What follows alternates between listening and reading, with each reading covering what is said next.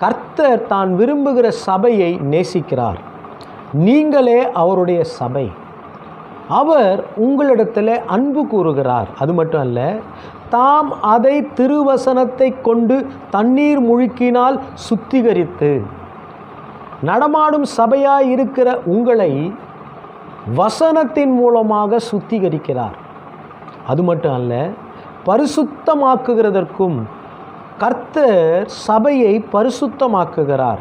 கரை திரை முதலானவைகள் ஒன்றுமில்லாமல் பரிசுத்தமும் பிழையற்றதுமான மகிமையுள்ள சபையாக அதை தமக்கு முன் நிறுத்தி கொள்வதற்கும் உங்களை எப்படியாவது பரிசுத்தமுள்ளவர்களாகவும் பிழையற்றவர்களாகவும் மகிமை உடையவர்களாகவும் தனக்கு முன்பாக நிறுத்த வேண்டும் என்பதற்காக அவர் தம்மைத்தானே